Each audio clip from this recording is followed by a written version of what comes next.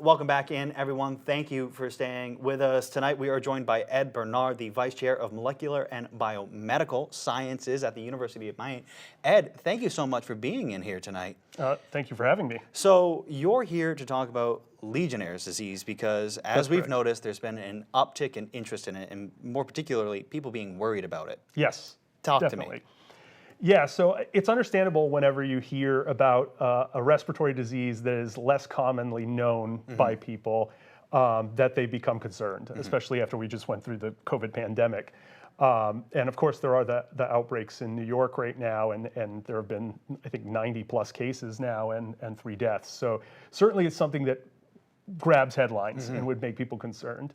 But the thing with Legionnaire's disease is it requires some really specific conditions in order for people to acquire it. Legionella, the bacterium that causes Legionnaire's disease, is found pretty much everywhere in fresh water, in soil. You probably find it right in your house, but it's not really able to cause disease unless you give it the right conditions.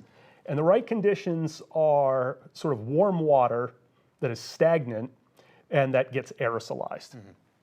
So in New York, the buildings have these large cooling towers at the top of their structures, and those cooling towers were accumulating water that was somewhat warm and stagnant, and then it was being evaporated off to provide the cooling effect, and then inhaled by folks.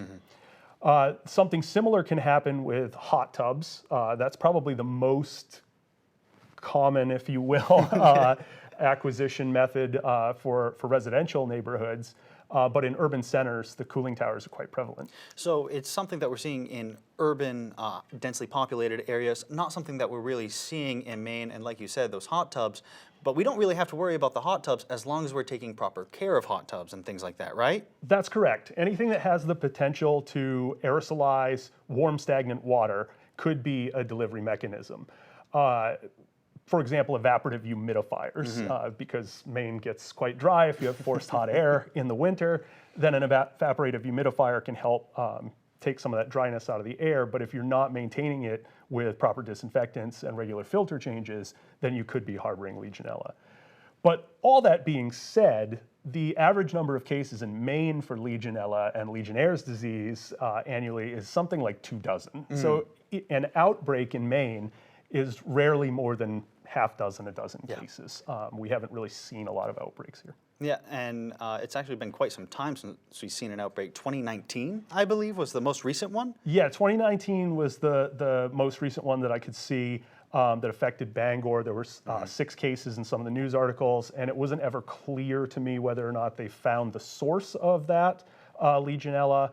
But they did, through monitoring of water sources, detect Legionella in the Old Town VZ water district. And so they had to up their disinfection protocols and their water treatment protocols to remove that. But in summary, as long as people are disinfecting any stagnant water, there's nothing really to worry about here in Maine. That's right. All right. That's right. Ed, thank you so much for coming in and clarifying everything. We really appreciate it. We'll be back with your full weather after the break.